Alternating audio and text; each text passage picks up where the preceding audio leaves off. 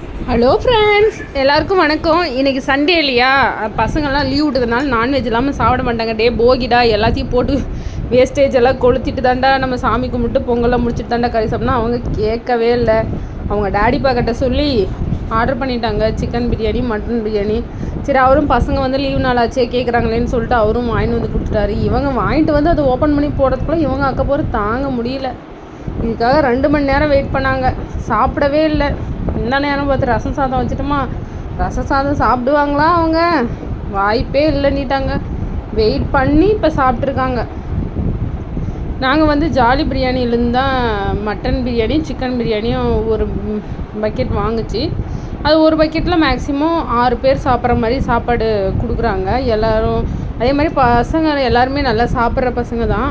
அதனால் அவங்க சின்ன குழந்தைங்களும் சரி பெரியவங்களும் சரி நம்ம ஃபேமிலி இப்போ 2 ஃபேமிலி 3 ஃபேமிலி செஞ்சு சாப்பிட்லாம்.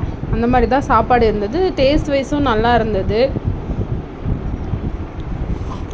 பாருங்கள், இதை சாப்பிட்டு என்ன சொல்லுவாங்கள்ல, கொக்கோ கோலா வேறு, அதை வேறு கேட்டு வாங்கினாங்களா இல்லை அவரே வாங்கிட்டு வந்தால் கொடுத்தாடா தெரியல. இவங்களுக்கு அதுலேயே ஒரு ஹாப்பி ஆகிடுச்சு.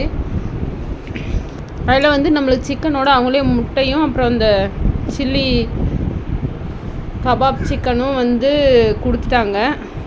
சில்லி சிக்கன் நினச்சேன் நான், கபாப் சிக்கன் கொடுத்துட்டாங்க.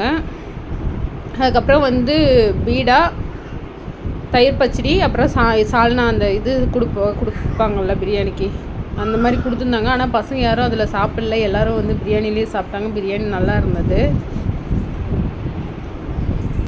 பிரியாணியே நல்லா தான் இருக்கும். ஏன்னா வந்து ஜாலி பிரியாணி தானே நம்ம தருமபுரியில் ஃபேமஸ்ஸு. மேக்ஸிமம் அந்த ஜாலி பிரியாணி ரெஸ்டாரண்ட் நம்ம ஏற்கனவே வீடியோ கூட போட்டிருக்கேன்னு நினைக்கிறேன்.